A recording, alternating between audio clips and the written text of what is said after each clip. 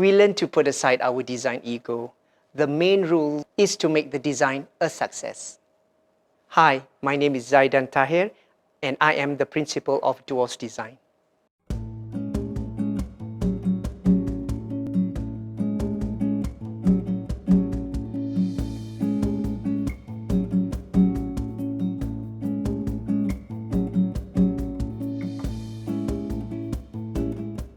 The site is located at the northeast side of the island called Ban Planum, owned by a reputable Malaysian hotelier. This resort is located on a private bay known for its palm-fringed beaches. The client's vision was to have a Ritz-Carlton's brand of luxurious hospitality, but also a touch of the intrinsic Thai culture. It also have to offer the experience of the Thai hospitality. The resort has to have accommodations of pool villas and hotel suites. Aside from other facilities, the hotel has to offer multiple dining experiences. So what is Thai culture? How do we interpret in our design? Is it in the form of art and crafts? Or is it culture or lifestyle experience? The only way to find out is to explore and discover the culture ourselves. We work closely with the architect to embody the culture by making personal trips to Thailand, researching the different influences of Thai lifestyle that could be implemented into the final design. After a few brainstorming sessions, we finally set our design idea.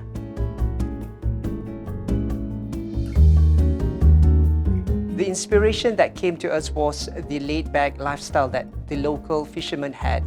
It was a goal of ours to capture that with the interior design. Together with the architects, we looked into the property, land, topography as to decide the siting of the hotel components. Due to the hilly terrain and to gain the best ocean view, the building components have to be separated, such as the arrival pavilion, the concierge pavilion, spa village, and the Shuk F&B area. We have to ensure that the natural topography and surroundings are kept as much as possible. So the creative thought process behind this interior lied in number 1, the fishing island to experience a local feel in a contemporary setting. Number 2 is using the topography of the coconut plantation while minimizing any form of deforestation. And finally, to sell the architect's idea of constantly capturing the magnificent ocean front, the creative direction had to focus on the view. With all the information needed to build the resort at the ready, the vision now was set. Then came the design process. We started with the schematic design, rough study drawings that illustrate the basic design concept, and finalizing the design and specify the material.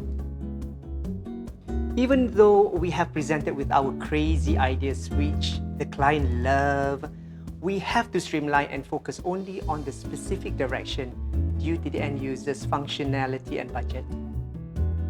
The learning process of integrating into another culture, comparing the different standards of hospitality, Thai culture is laid on the foundations of artisan goods. We as a non-local, we have the privilege to learn from these craftsmen and artisans sharing ideas to achieve a better design and solution. Their work are purely from memory and heart. Through craftsmen of their work, they were a big part of enhancing our true vision.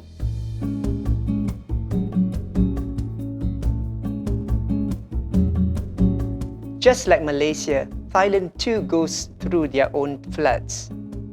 Monsoon season for Samui is around September to early January, so the island could easily be flooded when heavy rain struck. Construction site will be at halt as the workers work only day-by-day basis. It also affects the logistic of transporting goods, which are mainly from Bangkok and its surrounding area. Though this work culture and weather dragged the project schedule, it was an interesting observation to adapt to the locals' way of living and to get the project finished nonetheless. after overcoming the inevitable challenges faced, dragging the construction period into the 4th year, the resort finally opened.